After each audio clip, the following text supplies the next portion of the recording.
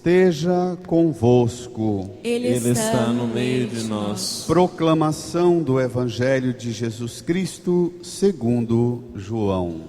Glória a vós, Senhor. Naquele tempo, João viu Jesus aproximar-se dele e disse: Eis o Cordeiro de Deus, que tira o pecado do mundo. Dele é que eu disse: depois de mim vem um homem que passou à minha frente, porque existia antes de mim. Também eu não o conhecia, mas se eu vim batizar com água, foi para que ele fosse manifestado a Israel. E João deu testemunho dizendo: eu vi o Espírito descer como uma pomba do céu e permanecer sobre ele. Também eu não o conhecia, mas aquele que me enviou a batizar com água me disse: aquele sobre quem vires o Espírito descer e permanecer, este é quem batiza com o Espírito Santo. Eu vi e dou testemunho: este é o Filho de Deus. Palavra da salvação. Glória a vós, Senhor. Aleluia, aleluia, aleluia, aleluia, aleluia, aleluia. Num tempo de silêncio, rezemos no íntimo do nosso coração, pedindo ao Espírito Santo que nos faça compreender tudo o que essa palavra hoje nos revela. Rezemos. Amém. Irmãs e irmãos, nós iniciamos hoje o tempo que a gente chama de tempo comum. Até o domingo, véspera de quarta-feira de cinzas, naquela semana do carnaval, nós vamos ficar essas 6, 7 semanas vendo os textos que relatam o início da missão de Jesus, da vida pública de Jesus. Como eu disse há pouco, domingo passado nós celebramos a despedida do presépio. Jesus menino, segundo o relato dos textos sagrados, fugiu. José com Maria e o menino fugiram para o Egito da perseguição de Herodes. Depois vão morar em Nazaré. Passaram 30 anos de domingo passado para cá. Durante essa semana, para quem vai à missa diariamente, celebrou o batismo de Jesus, também já grande. E hoje nós encontramos Jesus já batizado, com 30 anos de idade. Nós estamos lendo neste ano o Evangelho de Mateus, mas hoje a gente recorre ao Evangelho de João, porque o início do Evangelho de João apresenta para a gente como é que foi a passagem da missão de João Batista para a missão de Jesus. Vamos ver? Juntos, no seu folheto, o número 9. Evangelho de João, capítulo 1, versículo 29 a 34. Tomem lá comigo. Naquele tempo, leia: João viu Jesus aproximar-se dele e disse: Eis o Cordeiro de Deus, que tira o pecado do mundo. Para lá. Onde é que nós já ouvimos isso? Ou ouvimos isso sempre? Na celebração da Santa Missa. Que hora? Depois da consagração. terminada de invocar o Espírito Santo para que o pão e o vinho se tornem o corpo e sangue de Cristo, o padre recorda com as palavras de Jesus, recorda Jesus entregando o pão, tomai e comei, isso é meu corpo, recorda Jesus entregando o cálice, tomai e bebei, isso é meu sangue, o sangue da nova e eterna aliança que será derramado por vós e por todos, para a remissão dos pecados. O padre ajoelha, se levanta e diz: eis o mistério da fé. Desse mistério da fé, Jesus, o Cordeiro, tomai e bebei, isto é o meu sangue, sangue da nova e eterna aliança que será derramado por vós e por todos. Eis o mistério da fé, recordando o Cordeiro que derrama o sangue, o padre depois proclama uma oração longa apresentando a Deus, a igreja, as necessidades do mundo, a intercessão dos santos, os mortos, as necessidades de todo mundo, com a oração eucarística. Reza o Pai Nosso, reza pela paz, pela unidade da igreja, e depois quebra a hóstia em pedaços. Enquanto a igreja diz: Cordeiro de Deus que tirais o pecado do mundo, uma vez, duas vezes, três vezes, aí sim o padre pega um pedaço da hóstia quebrada, e o cálice levanta e diz: eis o Cordeiro de Deus. Eu estou recordando a estrutura toda da oração eucarística, para a gente ver que a oração eucarística toda, que muita gente acha, sobretudo as crianças, acha um negócio chato, comprido, uma reza longa que o padre demora a fazer, é uma das orações mais importantes que a igreja dirige ao Pai, por Cristo, através do Espírito Santo. E essa oração longa, apresentando as necessidades do mundo, é exatamente a oração em que a igreja, pela oração do sacerdote, apresenta ao Cordeiro Divino o mundo que ele tem o poder de tirar o pecado desse mundo. João Batista batizou Jesus. Quando Jesus entra na fila para batizar, João Batista fala para ele: eu que deveria ser batizado por você e você vem a mim? Jesus fala: não, por enquanto deixa como está, é preciso que se cumpra o que está escrito na lei e nos profetas. Vamos lá. E João Batista aceita, batiza Jesus.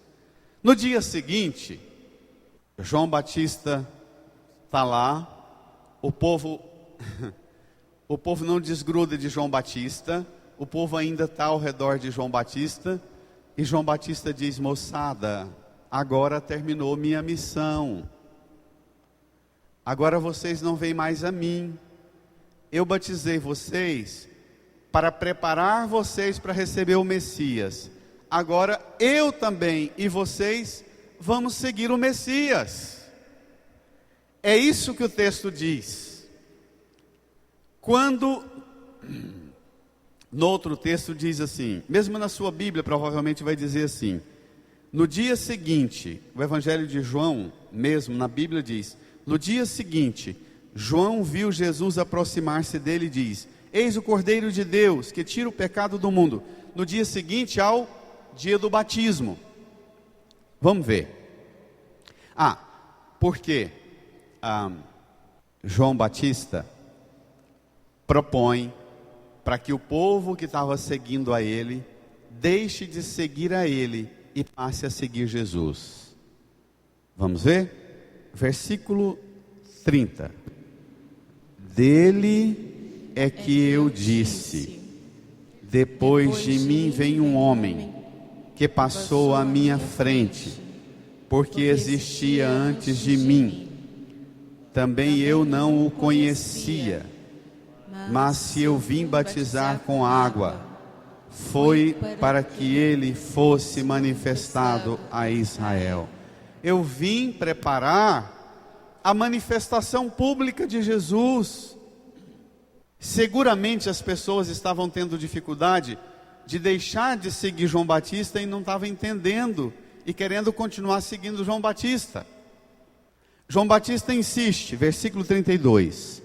E João deu testemunho dizendo: eu vi o Espírito descer como uma pomba do céu e permanecer sobre ele. Esse verbo aqui, ele é muito importante. Eu vi o Espírito descer como uma pomba e permanecer. Então não é uma manifestação rápida, que a gente não tem compreensão dela, não tem segurança se foi um fenômeno desses que as pessoas vêm dizendo: eu acho que eu vi um trem. Entendeu? Parece que apareceu uma coisa lá em casa, para mim. Não é um fenômeno assim. João Batista tem segurança. Eu vi o Espírito descer e permanecer. Eu vi, tenho segurança. Não foi só uma manifestação imediata, provisória, não. João Batista está dando um testemunho para a multidão que ele batizou e para quem ele pregou durante muito tempo, preparando a vinda do Messias, e uma multidão que não estava seguramente entendendo deixar de seguir João para seguir o Cristo, o Messias que chegou. Sabe que nos dias de hoje, uma das tragédias na vida da igreja é que tem muita gente que segue padre e não segue Jesus. Nos tempos de hoje, a gente liga o rádio, tem cada rádio ou na televisão tem um padre com seus seguidores. E aí o padre monta uma associação, uma conta para doar dinheiro para ele, e ele vai montando um império para ele. E todo mundo segue o padre, segue o pregador, não segue mais. Não tem o pregador como aquele que conduz a Cristo. Quanto mais o pregador aparece e fica no ibope, mais passível de dúvida é o pregador. Porque o resultado da pregação tem que ser o encontro com Cristo. Conduzir a pessoa a Cristo. Experimentar Cristo, conhecer Cristo. Se eu vim batizar com água, foi para que ele fosse manifestado. A função do padre, a função do pregador é garantir que Cristo seja manifestado. E tem muita gente que não quer que Cristo seja manifestado. Vem atrás do padre para ganhar uma bênção para um trem na vida dela que ela quer que resolva. Ela não quer Cristo. Porque se ela aceitar Cristo, se ela conduzir a vida dela a Cristo, ela vai ter que reformar e transformar muita coisa na vida dela, e ela não está afim de mudar nada. Ela quer uma bênção aqui, outra acolá, na família, no trabalho, na saúde, no emprego, mas ela não quer deixar tudo para seguir Cristo. Versículo 33. Também eu não o conhecia, mas aquele que me enviou a batizar com água me disse, leia: aquele sobre quem vires o Espírito descer e permanecer. De novo, está vendo? Pela segunda vez.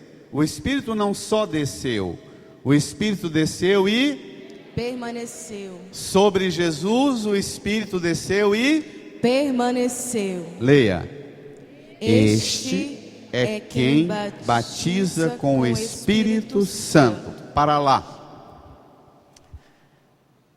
Irmãs, irmãos, até por necessidade, há muito tempo atrás, na minha função de pregador, eu entendi que antes de começar a pregação, precisaria lembrar a igreja, a assembleia, que depois de ouvir o Evangelho, a gente tem que pedir o Espírito Santo para iluminar e conduzir a gente na compreensão da palavra, para não grudar tanto no padre e na figura do padre, mas deixar-se mais ser guiado pelo Espírito Santo. Para quê? Talvez a pergunta mais difícil que tenha hoje a palavra, a pergunta mais difícil que ela dirige a nós é esta: o que você sabe de Jesus? O que você conhece sobre Jesus? Você conhece porque você viu, porque você experimentou a manifestação de Jesus na sua vida como obra do Espírito Santo manifestando a você. Você tem convicção profunda nas entranhas mais profundas da sua alma, do seu ser, da sua mente, do seu coração. Você experimenta a graça de conhecer Jesus, porque o Espírito Santo te conduziu à verdade que é Cristo. Quando você lê as Sagradas Escrituras na sua vida de oração pessoal, quando você vem à igreja, escuta a palavra de Deus proclamada e pregada, você tem um encontro com Cristo, porque o Espírito Santo te move a esse encontro. Ou você fica com o blá blá blá blá blá blá blá blá blá blá blá blá, que você acha que é o padre que está falando. As raízes mais profundas da sua fé, as raízes de uma árvore que vão penetrando o solo em busca de seiva, de água, de adubo e de nutriente. Também na sua fé, as raízes da sua fé que vão penetrando mais profundo em busca da compreensão do mistério de Cristo em você. Repito, pela terceira vez, a sua compreensão de Cristo é obra do Espírito Santo. A escuta da palavra, a escuta da palavra, a escuta da pregação. Pegue o Salmo. Antes de terminar o Evangelho, eu quero com vocês tomar o Salmo número 7 do seu folheto, Salmo 39, a segunda estrofe, versículo 7. Olha que coisa impressionante. Eu me detive longamente nesse versículo. Sacrifício, leia, sacrifício e oblação não quisestes, mas abriste, Senhor, meus ouvidos. Não pedistes ofertas nem vítimas, holocaustos por nossos pecados. Deus não pediu o sacrifício de você, a oblação de você. Deus não pediu oferta nem vítima, mas abriste, Senhor, meus ouvidos. Se você não entender isso, se nós não entendemos isso, tem uma coisa que Deus nunca vai dispensar de você: abra os ouvidos e escute Deus. Abra os ouvidos e escute Deus. E aquilo que você não der conta de escutar por conta própria, ou pela fragilidade do pregador, escute pela obra e pela autoridade do Espírito Santo, que é mais forte que pregador. Há uma quantidade de cristãos numa pobreza, numa debilidade, numa fraqueza de compreensão sobre Cristo. Uma quantidade enorme de cristãos que vão à missa, que vão às igrejas, que lotam as igrejas pedindo coisa, e achando que vão fazer uma gambira com Deus, dando sacrifício, fazendo oblação. Se eu não der o dízimo, a bênção não vem. Não! Sacrifício e oblação não quisestes, mas abriste, Senhor, meus ouvidos. O Senhor quer que eu escute a Ele, que eu compreenda o plano dEle para a minha vida. O Senhor quer que eu entenda o que Ele quer antes de o fazer, porque Ele não me quer como um jumento que carrega o peso da carroça e da carga sobre os ombros, porque senão o chicote do dono come. Então, muito mais por medo do chicote é que o jumento carrega. Não é assim. O Senhor abre os ouvidos para que antes de eu assumir a minha missão e a minha vocação, eu escute, compreenda, entenda, acolha, receba o plano dele em minha vida. Volta ao Evangelho. Retome de novo o versículo 33. Também eu não o conhecia, mas aquele que me enviou a batizar com água me disse: aquele sobre quem vires o Espírito descer e permanecer, este é quem batiza com o Espírito Santo. Versículo 34, leia. Eu vi e dou testemunho, este é o Filho de Deus. Quando uma criança te pergunta, pai, mãe, vovó, irmão, irmã, quando uma criança te pergunta sobre Jesus, sobre a fé, você tem esse vigor de João Batista e diz: eu vi, eu dou testemunho, Jesus é o Filho de Deus. Lá em cima ele disse, volte lá comigo no início, porque vamos retomar essas duas afirmações, Filho de Deus e Cordeiro de Deus. No iniciozinho do Evangelho, naquele tempo, João viu Jesus aproximar-se dele e disse: eis o Cordeiro de Deus que tira o pecado do mundo.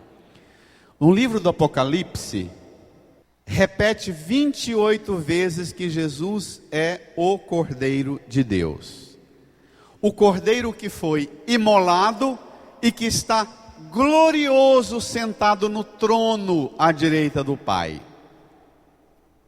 Esse título de Jesus como Cordeiro, ele é muito caro, muito precioso ao último livro da Bíblia, o livro do Apocalipse. Jesus é apresentado como o Cordeiro. Quando a Bíblia fala em Cordeiro, está falando da morte expiatória.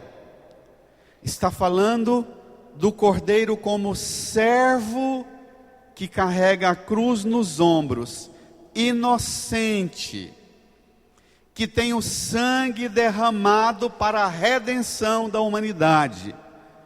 Esse Jesus, homem e Deus pregado na cruz, lembra-nos aquele carneirinho que Moisés matou lá no Egito, pegou o sangue dele e marcou as tendas, a porta das tendas, se lembra?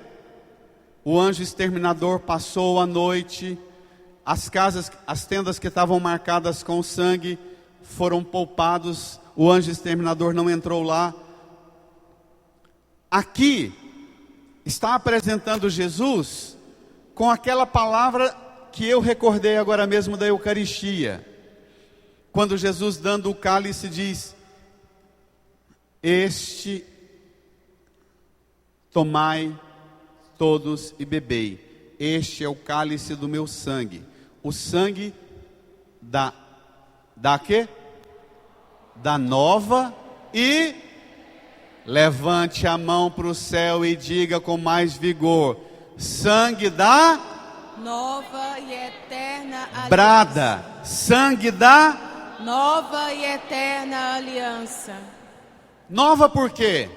Porque a aliança antiga é aquela de Moisés para sair do Egito, do cordeiro sacrificado. Aquela é a antiga. Aquela teve um tempo. Aquela não foi eterna, porque aquela foi para conduzir o povo para ocupar a terra prometida, Israel, uma terra que corre leite e mel. O sangue de Jesus derramado na cruz não é para abençoar a gente e fazer a gente sair do Egito e conquistar uma terra, mas o sangue desse cordeiro é sangue da nova e eterna, porque é um sangue que faz a gente sair dessa terra e entrar no céu. Uma salva de palmas para ele. Dê um grito de alegria, igreja.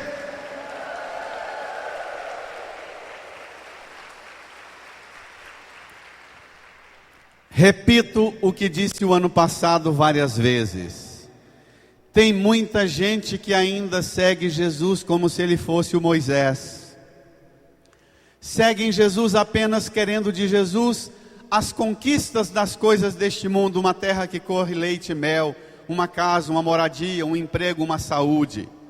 Jesus não promete uma terra que corre leite e mel, que os países vizinhos podem invadir, como a Síria, a Babilônia, os persas, os gregos, os cananeus, os romanos invadiram e detonavam tudo. Jesus não conduz a gente para uma terra que corre leite e mel. Jesus conduz a gente, o sangue dele tira da gente do mundo o pecado e faz a gente entrar no céu. Uma realidade que é tão plena, tão cheia de graça, em que a gente vai passar a eternidade sem sentir necessidade de nada, nem de leite, nem de mel. Uma salva de palmas para ele. Ora, seguir Jesus para as coisas daqui de baixo é muito pouco. Seguir Jesus só para arrumar marido, para arrumar mulher, seguir Jesus para arrumar emprego, para conseguir sucesso aqui na terra é muito pouco. Essa era a promessa da aliança antiga, da velha aliança de Moisés. A nova e eterna aliança projeta a gente para uma realidade que não tem fim. Ele é o Cordeiro que tira o pecado do mundo. Ele não é o Cordeiro que todos os sábados tinham que ser sacrificados os cordeiros 3 da tarde. Todos os anos na Páscoa cada família tinha que viajar de longe lá da sua terra para vir cá no templo de Salomão em Jerusalém, e naquele templo suntuoso oferecer um cabrito, um carneiro, um bezerro de 3 anos, farinha, azeite, ofertas, dízimos. O sacrifício de Jesus não é um sacrifício que se repete todos os sábados para reparar pecado. O sacrifício de Jesus é o sacrifício único, eterno, definitivo para a redenção do mundo. Eis o Cordeiro de Deus que tira o pecado do mundo. De vez em quando eu digo para a igreja, na hora da apresentação de Jesus aqui, eu digo à igreja: olhe para cá, estenda a mão para Jesus, abra um sorriso, porque tem muita gente que já está tão abatido e baqueado lá na hora do eis o Cordeiro de Deus, que já está achando a missa tão longa e chata e enfadonha, que nem mais se alegra com o Cordeiro apresentado. A missa tem um ponto alto de culminância. O ponto alto da Santa Missa é apresentar Jesus como Cordeiro que tira o pecado do mundo. Comungar e imediatamente todo mundo ir embora para a missão. Jesus é o Cordeiro, o seu sangue é a redenção do mundo. Jesus é o Cordeiro que depois de sacrificado sobre a cruz, o soldado traspassa o seu lado. Ele é o Cordeiro que depois de morto é traspassada a lança no seu lado, e do seu lado traspassado o soldado tira a lança e derrama sangue e água. É o seu sangue que tira o pecado do mundo. É o seu sangue que alimenta-nos com o alimento da salvação eterna.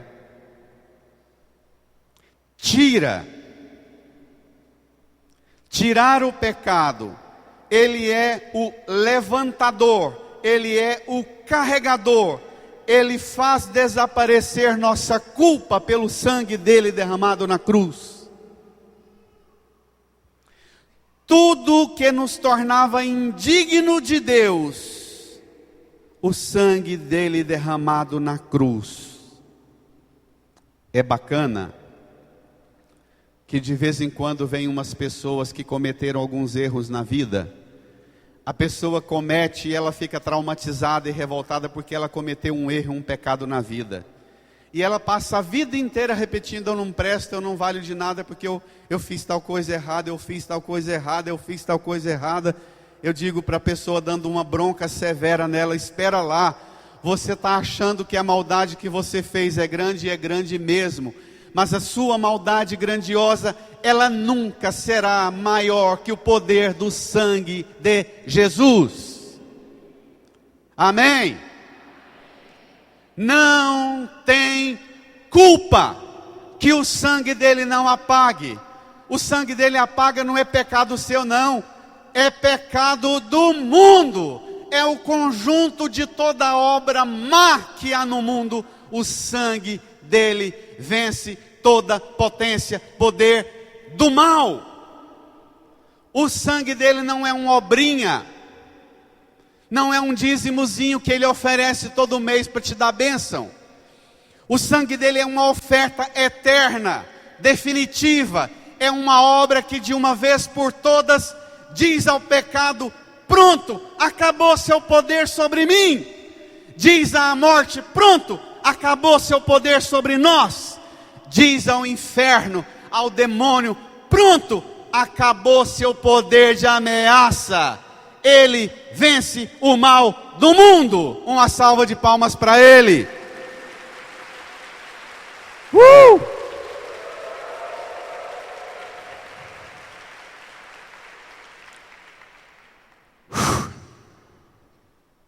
Cordeiro significa a morte, o sacrifício. Significa que ele realiza uma obra que devolve a cada um de nós a alegria de chegar diante de Deus, mesmo tendo cometido as coisas mais pavorosas do mundo. Levantar a cabeça diante de Deus e dizer: Pai nosso que estais nos céus. Essa é a autoridade do sangue desse cordeiro. Por isso, volte ao Salmo comigo. Volte. Número 7 do seu folheto, versículo 7. Sacrifício e oblação não quisestes, mas abriste, Senhor, meus ouvidos. Não pedistes ofertas nem vítimas. Leia. Holocaustos por nossos pecados. De vez em quando eu escuto umas pregações de padre, de pastor no rádio, em vídeo que o povo manda para mim. Os pastores põem na cabeça do povo simples e humilde que tem tanta desgraça, tanta praga na vida, que para você ficar livre você tem que oferecer um sacrifício para Deus e provar que você é fiel a Deus, porque Deus vai ser fiel a você. Aí você põe o dinheiro no envelope e manda para o padre, manda para o pastor, que a bênção vem. Mentira! A bênção já veio. A bênção é única. É uma bênção única que pode tudo. Não pense que o seu dízimo, que o seu sacrifício, que a sua oferta serve para mudar a opinião de Deus sobre você. Porque todas as vezes que você se dirige a uma igreja para dar o dízimo e para dar a oferta, pensando que a sua oferta vai diminuir a fúria de Deus contra você, você está blasfemando contra o cordeiro oferecido na cruz para te salvar. Você pode dar dízimo, pode dar oferta, pode ajudar a igreja, muito mais por gratidão e porque gosta da comunidade e quer ajudar a sustentar a comunidade. Mas não faz gambira com Deus mais nunca. Amém? Amém? Não entra nessa de achar que a bênção vai vir se você botar um dinheirinho no envelope. Porque isso é uma blasfêmia contra o Cordeiro, o sangue do Cordeiro de Deus. É dizer que a sua oferta muda a opinião de Deus e dizer que, dando Jesus, o Filho único, o Cordeiro, dando Jesus na cruz para derramar o sangue sobre nós, você diz que Deus ainda não foi capaz de fazer tudo o que você merecia. Na cruz, Deus te deu tudo junto com Jesus. Amém? Pegue a segunda leitura, número 8, do início da carta de Paulo aos Coríntios. Paulo, chamado a ser apóstolo de Jesus Cristo por vontade de Deus, e o irmão Sóstenes, à igreja de Deus que está em Corinto. Leia comigo. Aos que foram santificados em Cristo, Cristo Jesus, chamados a ser santos, junto com todos os que, em qualquer lugar, invocam o nosso Senhor Jesus Cristo, Senhor deles e nosso. Então, nós fomos santificados em Jesus Cristo. Em Jesus Cristo nós fomos chamados a ser santos. Ser santo é muito mais do que chamado a ser dizimista da igreja. Chamado a ser santo é muito mais do que chamado a pertencer a uma comunidade, a um clubezinho de amigos e amigas que vai no meu aniversário, que dá presente para mim, que visita a minha casa. Nós não somos chamados a ser um clube de amigozinhos. Nós somos chamados à santidade. Nós somos chamados a caminhar nesse mundo como alguém que caminha neste mundo, não por virtude própria, não porque é certinho e corretinho, mas caminhar nesse mundo com estatura de filha e filho de Deus, porque o amor e a misericórdia de Deus fez cair sobre nós o sangue de Jesus, e o sangue dele devolveu-nos a graça de andar de cabeça erguida. Amém?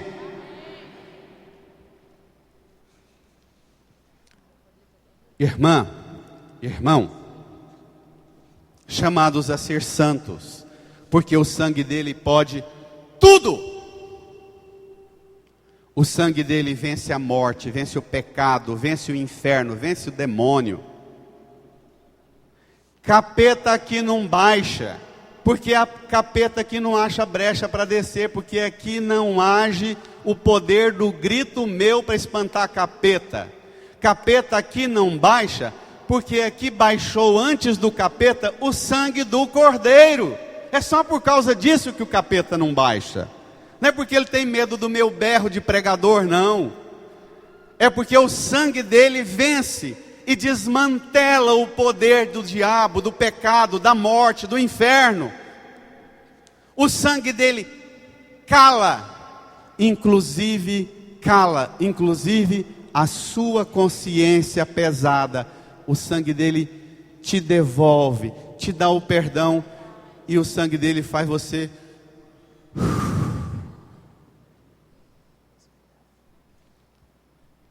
Senhor, eu não sou digno de que entreis em minha morada, mas dizei uma só palavra e eu serei salvo. De vez em quando alguém pergunta para mim assim: Padre, que palavra é essa que o Senhor diz, uma só palavra e eu serei salvo? Que palavra é essa? Eu falo aqui, denateia, o que ele quiser falar, ele fala e realiza. Que palavra é essa? Uma só palavra, eu serei salvo. Que palavra é essa? Eu falo, aqui ele disser, ele é Senhor de tudo. Aqui ele disser, aqui dentro do coração dele ele falar, se realiza. Ele é Senhor.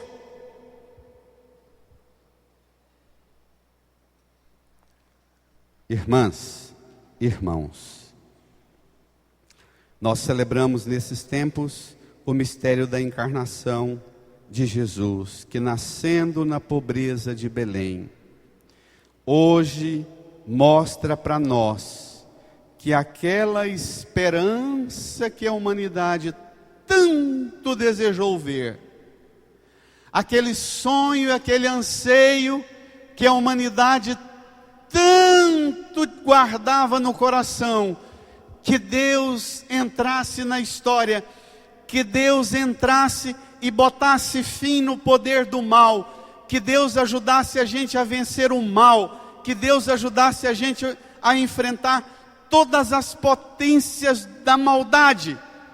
João Batista diz para nós: eis o Cordeiro que tira o pecado do mundo, chegou, acabou o poder do pecado, chegou o Cordeiro que tira o pecado do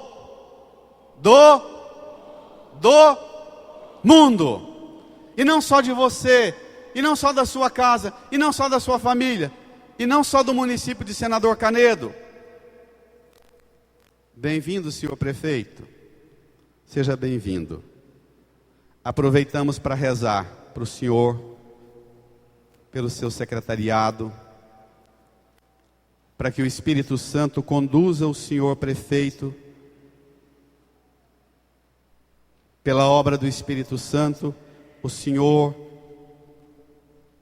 permita que o Espírito Santo te conduza e conduza o seu secretariado, para que Cristo realize a obra dele, de tirar o pecado que há no meio nosso, o pecado de toda espécie, que destrói tantas vidas em nossa sociedade, desde o poder perverso da droga, da violência, mas principalmente do vazio que existe em cada família aqui em Senador Canedo e no mundo, que faz os nossos jovens buscar uma saída no crime, na bandidagem, na droga, na violência. Rezamos com o Senhor pelo seu governo. É nossa responsabilidade pedir ao Senhor que torne uma nova realidade, não só em mim, não só em minha casa, não só em Senador Canedo, porque Jesus é o Cordeiro que tira o pecado de onde? De onde? Então estenda a sua mão aqui para a cruz. Feche os seus olhos. Diga comigo: Senhor Jesus, todo o pecado que há em mim, todas as manchas de pecado que dominam sobre mim, que eu nem sou capaz de enxergá-las, eu te peço hoje que o seu sangue, sangue do Cordeiro, tire todo o mal em mim, que domina sobre mim, Cordeiro de Deus, que tira o pecado do mundo, tende piedade de mim, tende piedade de nós, lava-nos, salva-nos, hoje, para a eternidade, e sempre. Incline a sua cabeça, põe a mão no seu coração, e num tempo de silêncio, reze, apresente a Jesus tudo aquilo que o sangue dele pode, tem poder e tem autoridade de apagar. Peça a Jesus, pelo Espírito Santo, que realize essa purificação e faça você experimentar a nova e eterna aliança que o sangue dele garantiu.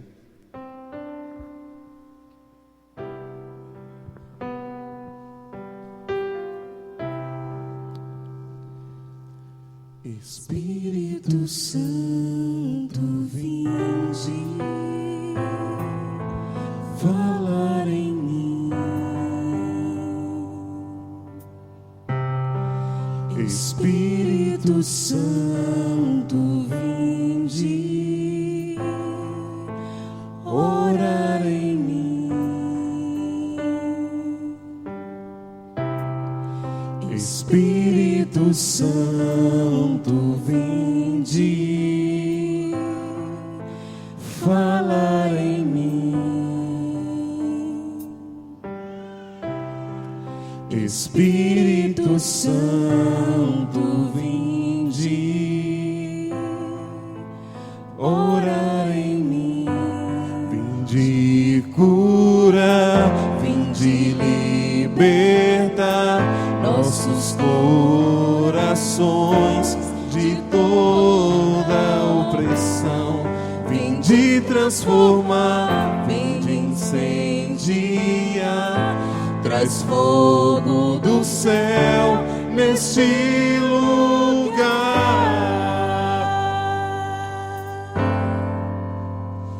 Incendeia minha alma, incendeia minha alma, Incendeia minha alma, Senhor.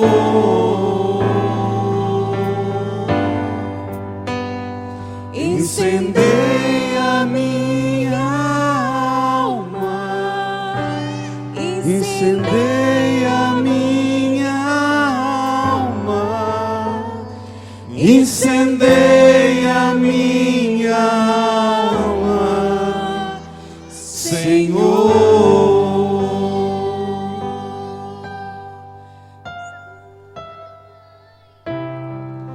Espírito Santo, vinde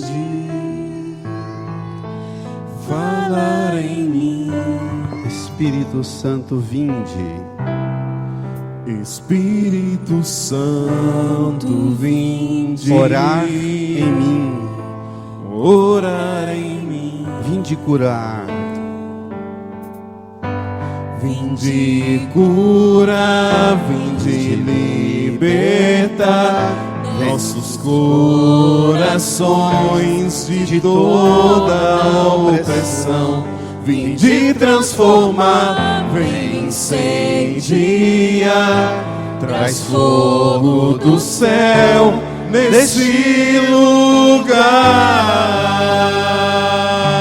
incendeia minha alma, Incendeia minha alma, incendeia minha alma, incendeia minha alma. todos de pé, Senhor, elevando as mãos para os céus, incendeia, incendeia minha alma, incendeia minha alma, incendeia minha alma, Senhor. todas as vezes que rezamos o creio e o Pai Nosso na missa, mesmo que comecemos atrasados, mas todo mundo tem que começar dizendo creio e começar rezando o Pai Nosso dizendo Pai, desde o início. Então levante a sua mão para o alto, como filha e filho que conhece Jesus, porque o Espírito Santo te fez conhecer. Conhece Jesus, conhece o Pai, conhece o Espírito Santo. Professe a sua fé.